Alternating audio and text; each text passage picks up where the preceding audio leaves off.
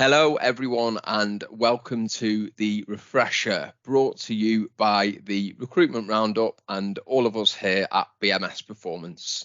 The Refresher is a much shorter episode than our usual episodes and is designed to provide key takeaways with a whole host of subjects that we talk about in relation to recruitment, sales training, and everything else that we speak about on the show. So hope it's really helpful, and yeah, let's get stuck into it. The moment to talk about like knowledge-based recruitment on experience. What does that mean, and how does it tend to differentiate in your view from skills-based recruitment? So a very obvious example would be company A, you're in a market, and within that market there's company B, C, D, and E that do a similar thing. Yeah. And you're recruiting for a salesperson to cover a particular region, and you get a CV of a salesperson that has worked for one of those competitor businesses. Yeah. That is then looking at knowledge-based recruitment. They've worked in the market, they've worked in a similar product range, they've worked with a similar customer base, they've got experience in doing it, therefore they're a good fit for the job. Yeah. What in your mind are some of the pros and the cons to knowledge-based / experience recruitment? I think if you're not careful, there's lots of assumptions that could be made. Yeah. So that person has been there for 2 or 3 years. You might assume that they're going to be therefore successful. Yeah. And therefore you can actually skip essential parts of a recruitment process and cut some corners and not identify that actually maybe there are elements to that person's job which they're not going to get moving forwards. They might get certain support.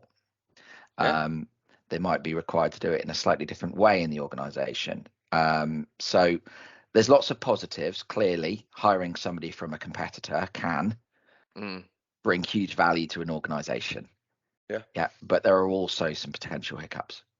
Yeah, definitely, because just because someone's been a top performer for company A, they might not be for company B, even though they sell the same product or service, because that company's culture is inherently different. But how many times have you seen it whereby someone that has taken a sidestep has then ended up not working out because perhaps they don't want to do the same type of job that they've done before, or they've got preconceived ideas? Happens loads, doesn't it? It certainly does. An obvious example is we look at British American Tobacco is a classic example, and they very much follow a skills-based recruitment process, and they will do a role play with a candidate where they're role playing a customer meeting, and they get applications from people from within their industry, they get applications from other FMCG organizations, and they also get applications from people with little or no experience that are also considered. And when people get through to that role play stage, you get people in the industry that absolutely smash the role play 100%. But you also get people that flump, and it's important that you assess that, because if you didn't, you are fundamentally hiring somebody that doesn't have the skills to work in the way in which you want them to work. Thank you, everyone, for listening to that. Hope it was really helpful, and we look forward to providing loads of great key takeaways in the future on the Refresher, brought to you by the Recruitment Roundup.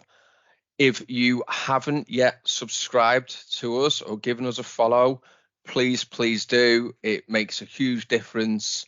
For those of you who haven't done this and want to know where to find us, we're on Spotify, we're on Apple, and we're on YouTube, and you'll see loads of content that goes out on LinkedIn. So be sure to check on that, and as I say, give us a follow. Thank you very much for listening, and hope this episode has been of great use.